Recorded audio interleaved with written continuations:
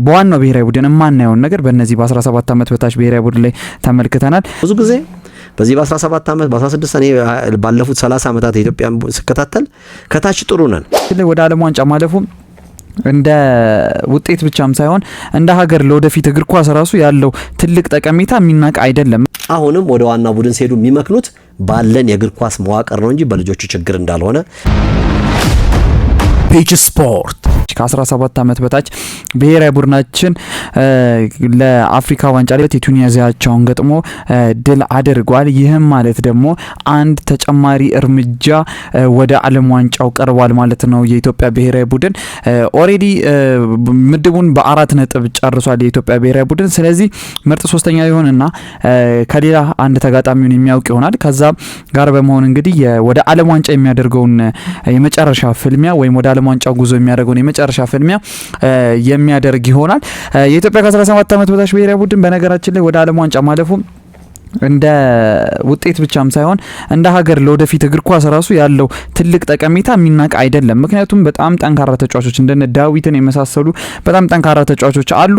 ታዲያ እነዚህ ተጫዋቾች ወደ ዓለም ዋንጫ የሚያልፉ ከሆነ አንድ ለብሔራዊ ቡድናችን ትልቅ ጥቅም አለው። ሁለተኛ ደግሞ ዋናው ብሔራዊ ቡድን ሲያልፍ ከሚሰጠው ክብር ምናምን በላይ ደግሞ እነዚህ 17 ዓመት በታች ብሔራዊ ቡድናችን ወደ ዓለም ዋንጫ ሲያልፉ ስካውቶች ነው የሚያገኙቸው። እነዚህ ተጫዋቾች ገና እድሜያቸውም ገናም ስለሆነ ለተለያዩ የዓለማችን ትልልቅ ክለቦች እንዲሁም ደግሞ የተለያዩ የአውሮፓ፣ የኤዥያ፣ የተለያዩ የሳውዝ አሜሪካ ቡድኖች ላይ የመመልመል ወይም የመግባት እድል ይኖራቸዋል ማለት ነው።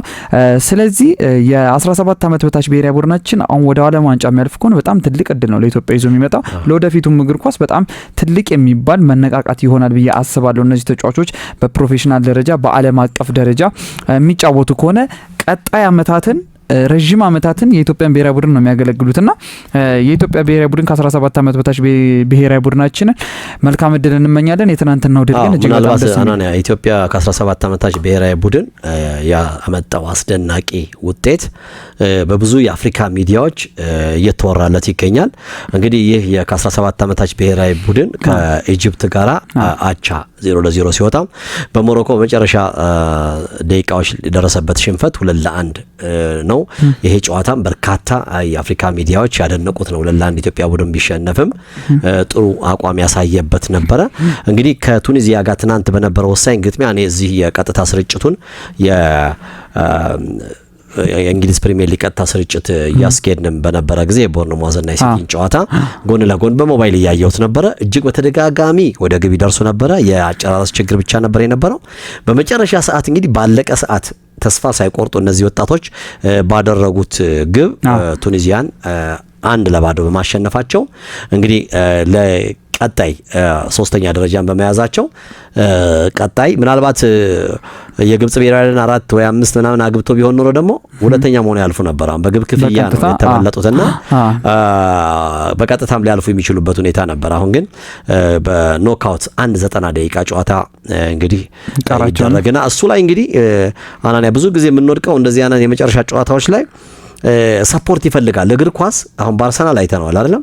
አርቴታ ይባላል፣ በረኛውን ጠቅሳለ፣ ተከላካይ ጠቅሳለ፣ አጥቂዎችን በቃ ራይስ ትላለ። ግን የሁሉም ውጤት ነው።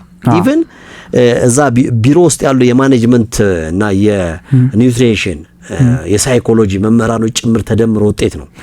እኛ ብሔራዊ ቡድን ጋር አሁን ቱኒዚያ ማሸነፋችን ቀላል አይደለም። ብዙ ጊዜ በዚህ በ17 ዓመት በ16 እኔ ባለፉት 30 ዓመታት የኢትዮጵያን ስከታተል ከታች ጥሩ ነን። ሊያውም ከታች በደንብ ሳይሰራ ትምህርት ቤቶች ብዙ ሰዎች አንተን ጨምሮ ኳስ ያቋረጡበት ወይ ትምህርት ምረጥ ወይ እግር ኳስ ምረጥ ነው የሚለው ህጉ። በቃ ለምን በትምህርት ሰዓት ነው ውድድር የሚደረገው። ይሄንን ሁሉ መንግስት ባላሟላበት ሁኔታ ሾልከው እነዚህ ልጆች እየወጡ ቢሆን ሰርተን ቢሆን ደግሞ እኛ በዓለም ዋንጫ በዋናው ቡድን መቅረብ እንደማያቀተን እዚህ ከታች ነው የምናየው። በራሳቸው ጥረት ባልተሟላ ነገር ነው እዚህ የደረሱትና ብዙ የአፍሪካ ሚዲያዎች ኢትዮጵያ ከግምት በላይ የተጫወተ ቡድን ብለው ገልጸውታል። በተለይ ከሞሮኮ ጋር በነበረው ጨዋታ በተለይ በተሸነፈበት ጨዋታ ኢትዮጵያ በመጀመሪያው አጋማሽ ጨዋታው ሙሉ ለሙሉ የተቆጣጠረበት ሁኔታ ነበር። የፈጣን ማጥቃት በጣም ጥሩ ነበር ተብለዋልና እነዚህ ብዙ የዓለም ሚዲያዎችም አይተዋቸዋል። እነዚህ ልጆች አጥቂት ዳዊት ካሳው በብዙ ሁኔታዎች እየተጠቀሰ ይገኛል። አንዳንድ ሚዲያዎች እንግዲህ ኢትዮጵያ አሁን ይሄን ካስቀጠለች ጠንካራ ትውልድ ሊኖራት ይችላል እያሉ ነው። ከ22 ዓመት በኋላ ወደ ዩ17 አፍኮን መመለሷም ትልቅ ስኬት ነው ተብሎ ተጠቅሷል። ግን ምንድነው መሰለ ሐናንያ አሁንም ተመሳሳይ ነገር ነው ያለው። እኔ ልንገርህ ተስፋ ለማስቆረጥ አይደለም። እነዚህ ልጆች አሁን የቱኒዚያን ሩብ አይደለም 5% ቱኒዚያ ብትሄድ አውሮፓ ስታንዳርድ ናቸው። ባይዘው ወይ እዛ ወደ ሰሜን ያሉት ቱኒዚያ እነዚህ ግብጽ ምናምን በአውሮፓ ስታንዳርድ ነው። እዚህ እኮ ለውድድር ሲመጡ እና ዛማሌክ ምናምን ከቅዱስ ጊዮርጊስ ጋር ሲጫወቱ እናያለን። ይዘው የሚመጡት ከተፈቀደላቸው ውጪ የሚዲያ ተቋም ራሱ ምናምን ተጨምሮ ስታፍ ቡድናቸው ከ200 በላይ ነው ይዘው የሚመጡት። እኛ እንደዛ አይደለንም። ኢቭን አሰልጣኝ የምንቀጥረው እኮ ውድድር ሲኖር አሁን ልክ ይሄ ውድድር ካለቀ አሰልጣኙ ይባረራል ዋናውን ቡድን ላይ ማለት ነው። በጀት እንኳን የለንም በቂ እየተሰራ ስላልሆነ እነዚህ ልጆች አሁንም ስፖርት አመራር ያሉት በሚኒስትር ደረጃ ያሉት ወይም በኮሚሽን ደረጃ ያለው አመራሩ ማለት ወጣቶችና ስፖርት ቢሮ እግር ኳስ ፌዴሬሽኑ ተጠናክረው እነዚህ ልጆች ማስቀጠል ካልቻለ እንደዚህ አይነት የወጣት ቡድን ላይ መነቃቃት ብዙ ጊዜ አይተናል፣ ረጅም ጊዜ አይተናል። ግን በኋላ ላይ ይመክናል። ለምን ወጥ የሆነ የእግር ኳስ አሰራሮች ወጥ የሆነ ኢቭን ፌዴሬሽን አንዱ ሲመጣ አንዱን ማፍረስ ነው አንዱ ሲመጣ አንዱ ማፍረስ ነው እንጂ ቀጣይነት ነገሮች የሚሰሩ የሉም። ኢኮኖሚካል ራሱ እግር ኳሱ ራሱን መሸጥ አልቻለም። ክለቦች በኪሳራ ነው የሚሰሩት፣ በመንግስት ድጋፍ ነው የሚሰሩት፣ ወደ ቢዝነስ አልገባም። አሰልጣኝ እርስ በርስ የመጣጣል ነገር አለ። ይሄ የምቀኝነት መንፈስ ፌዴሬሽን አንዱ ሲመጣ አንዱን የማፍረስ ነገር ነው የሚሰራው። የፖለቲካውም የምኑም ተደምሮ ዋናው ብሔራዊ ቡድናችን ውጤታማ የማይሆንበት ከ31 ዓመት በኋላ ከ20 ዓመት በኋላ እየተባለ የሚቀለድበት ስለማንሰራ ማሳያው የዚህ የ17 ዓመት በታች ወጣት ቡድን ነው። እነዚህ ልጆች አብዛኛው አይተሃላና ነው ባንተ ብዙ መስዋዕትነት ከፍለው ነው ክለብ ለመቀጠር ክለብ ውስጥ ለመግባት ለመወዳደር ኢቭን ወይ ትምህርታቸው ሁሉ አቋርጠው ነው። ለምን የኛ ሀገር ፖሊሲው በትምህርት ሰዓት ነው ውድድሮች የሚደረጉት። ለተማሪዎች የተመቻቸ አይደለም። ዩኒቨርሲቲ ውስጥ እኮ ብዙ ምሁራን ነው የሚሆኑ ወይ ትምህርት የሚያቋርጡ ልጆች እኮ ኳስ ተጫዋች መሆን እየቻሉ የቀሩ አሉ። ይሄንን አንድ ጊዜ የእግር ኳስ ፌዴሬሽን ዋና ጸሐፊ አቶ ባህሩን ሳስረዳው እኔም ላይ የደረሰ ነገር ነው ብሎኛል። እና ኳስ ተተው ነው የሚያቋርጠው ወደ ትምህርታቸው የሚገቡት። ይሄ ቢስተካከል ኢትዮጵያ በእግር ኳስ የትም መድረስ እንደምትችል ይሄ ማሳያው ነው። ግን አሁንም ወደ ዋና ቡድን ሲሄዱ የሚመክኑት ባለን የእግር ኳስ መዋቅር ነው እንጂ በልጆቹ ችግር እንዳልሆነ ምናልባት አንተ እንዳልከው ዓለም ዋንጫ ላይ ገብተው ክለቦች ወስደዋቸው እዛ የውጭ እድል አግኝተው ከመጡ እድሉን የማግኘት ነገር ሊኖርን ይችላል። የ17 ዓመት በታች ብሔራዊ ቡድናችን እጅግ በጣም ድንቅ የሚባል የውድድር ጊዜን እያሳለፈ ነው የሚገኘው። እንዳልከው እነ ዳዊት እነ ቢኒያም የመሳሰሉ በጣም ጠንካራ ተጫዋቾች በብሔራዊ ቡድን ውስጥ አሉ።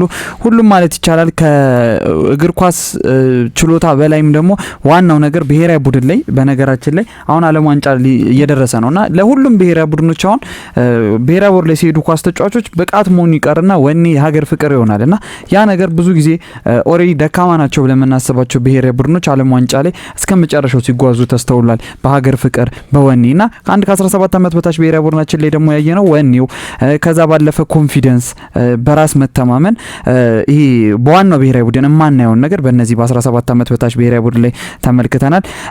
ለ17 ዓመት በታች ብሔራዊ ቡድናችን እንግዲህ ለቀጣዩም ጨዋታ መልካም እድል እየተመኘን አሁን ላለውም እንግዲህ ለኢትዮጵያ ሕዝብ በጣም ትልቅ የሚባል ውጤት ነው ያስመዘገቡት ቀይ ቀበሮቹ። እንግዲህ በተለይ የቡድኑ አምበል ቢኒያም አብርሃም የትናንትናው ከቱኒዚያ ጋር ባረጉት ጨዋታ የጨዋታው ኮከብ በመባል ተመርጧል። ኢትዮጵያ ምድቡን በሶስተኝነት በማጠናቀቅ እንግዲህ በዓለም ዋንጫ ለማለፍ የጥሎ ማለፍ ጨዋታውን ቀጣይ የምታደርግ ይሆናል ማለት ነው። በጣም አጓጊ ሆኗል።